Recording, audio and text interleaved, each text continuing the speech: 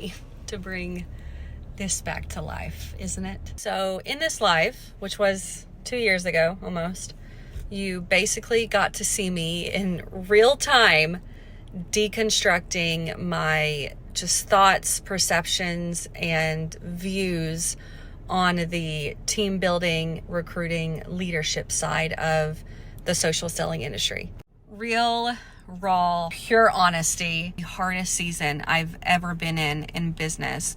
Not because business wasn't great, business was wonderful, but because I found myself in a space where I no longer wanted to do business how I had been doing it for 5 years.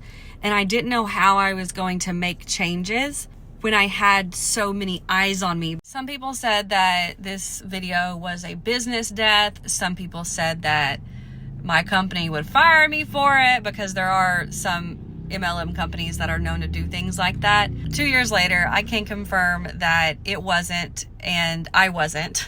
Thankfully, I work with a company that is a lot more genuine, lighthearted, and ethical than most. Man, I won't lie. It has taken me 2 years to work through this. It is now 2024, and I'm just now in a space where I can honestly say I have worked through this and I am now on the other side of it. So let's have a conversation about it. Class is in session. We're going to call it MLM University. There's 2 ways to earn money in MLM. The first is by selling a product, and the second is by recruiting people to also sell said product or products. Of course, both have financial rewards, but man, it's that second part of it that just does not sit well with a lot of people. What I discovered during this very difficult season in life and business, through research and just honestly genuine openness to look into other perspectives without my own biased opinions clouding them, is that it's really not the recruiting part that people find unethical or even that I was struggling with. It's how people do it, and also what those people are then encouraged and do with those recruits or team after the fact. So just for some perspective, in my previous company, I was trained on top of running my own social media handles, servicing my customers. I was trained to constantly be engaging with those in my team. So like team trainings, Zoom calls, chats, challenges. We had a team group here on Facebook. I was trained to constantly have them engaged.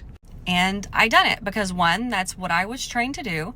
And 2, I had a financial incentive to ensure that those in my team were selling, were performing. But I just kept finding myself in a space of just general unhappiness, discontentment. It was during that season of life when I was very, very depressed. And I felt this way even during my greatest successes. I would feel this way. And I just could not figure out or understand why. I felt like I was on a constant hamster wheel where work-life balance was completely non-existent and impossible. And for a long time, like, I really blamed myself. I was like, okay, I'm not focused enough. I'm not working hard enough. I need to really prioritize my schedule. I need to prioritize my family time. Like, I thought for a really long time that it was like a me thing and not a industry thing. So I kept trying to do it all. I even hired people, but I kept finding myself just rebounding back into that energy space.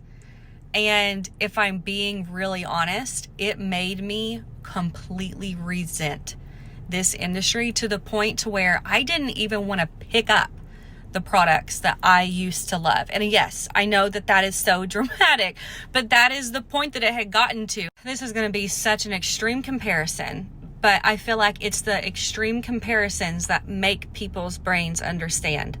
But man, I can already see the video titles on YouTube in anti-MLM. So during this time when I was really struggling with this, I had a conversation with my dad. who is a Capricorn rising. If you know, you know. Anyway, that is very big on hard work, leadership, success, all of the things. He's also a veteran. I had no idea that the military and network marketing had absolutely anything in common, but there is something that they have in common. So at this point, I was just ready to throw in the towel and quit and be done with it. And I was like, Dad, I don't know how much longer I can keep doing this. And he said something that honestly just made it click and made me see this in a completely different light. He said, a recruiter's job is to influence people to join. But after they join, they become the Army's responsibility to develop and to keep. They were never yours to begin with. Gosh, I just gotta be honest, like from an outsider's perspective, when you allow yourself to take a step back and see this in a different light, from an outsider's perspective, it sounds crazy that a 1099 contracted sales representative should be responsible for not only influencing people to buy a company's products, sell a company's products, but then encouraged to be engaging those people in the company so they continue to sell the company's products. Shouldn't that be the company's responsibility? Like that, this is where I was really struggling. And let me just say, it is completely unfair to label someone as selfish or unwilling to help others or self-serving when they come to this revelation, because I do think that everyone reaches this perspective at some point. I think there are more people that have this perspective but are too afraid to speak on it. And I also think this is why MLM companies are struggling at large in 2024. I came into the social selling industry because I found a product that I loved. I thought it was awesome, and I wanted to share its awesomeness with other people. I got into it because I loved social media, and social media had always been a creative outlet for me. And I wanted to use it to not only express myself, but also connect with others that I wouldn't be able to connect with face to face. I got into it because I needed to make money from home, and it gave me the ability to do so without actually owning a business, which is another thing. I don't own a business. I'm a sales representative, but I've always been okay with that. I don't want to own a business because I don't want the overhead and responsibility. And in the beginning, I only started sharing that because I knew that there were other women out there that needed that. And I honestly, genuinely just wanted to make sure that they knew that that was an option for them. And this is not a new concept. Like now we see this every day on apps like TikTok, Facebook, and Instagram with affiliate marketing and influencer marketing. A problem with this industry is that somewhere along the way, companies started encouraging their representatives to become life coaches, business coaches, therapists, social media coaches to those that they bring into the company. Somewhere along the way, someone, likely a man, let's be honest, realized that when women fail to perform or to succeed, the thing most likely to keep them in the business, buying or even selling a little, is community. And that may not result in big gains for the representative, but it does result in big gains for the company when there's mass amounts of people doing it. Somewhere along the way, companies started completely celebritizing people that had massive organizations over the people who were selling their products.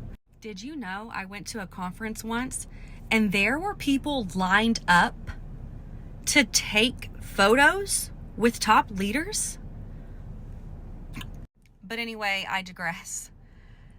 Somewhere along the way, they started doing this because they realized that if they celebritize those people, it's going to make Susie and Sally want that amount of recognition and love too. In order for them to get it, they're going to have to build these massive organizations as well. And so the love for products was replaced with a desire to be loved, and genuine human connection was replaced with sisterhoods that most of the time completely dismantle the moment performance slips or Sally Sue leaves and goes to another company. And we can call it whatever we want to call it, but we cannot deny that it's wrong and it's manipulative. A lot of people come and go in the social selling industry.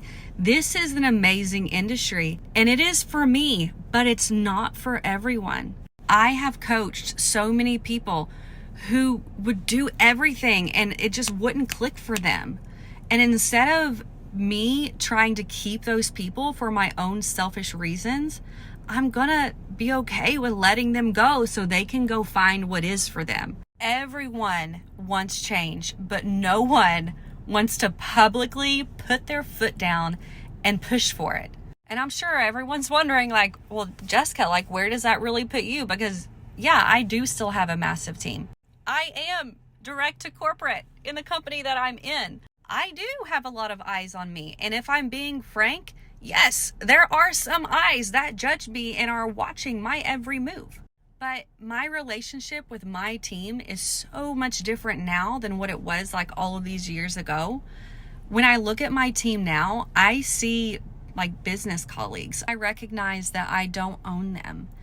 And I recognize that I'm also not a life coach or a business coach or a social media coach or a therapist. The best gift that I can give those that I influence to join this industry is independence.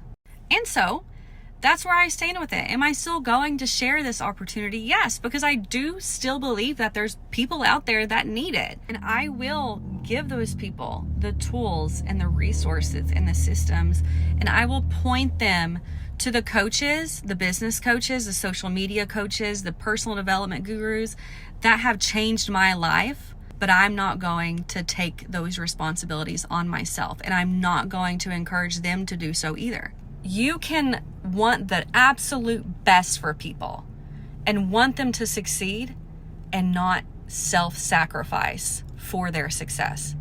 People come into this industry most of the time because they have found a product that they love and they want to share it with people. We have got to get back to this. We have got to stop doing all of these things that 90% of people aren't here for.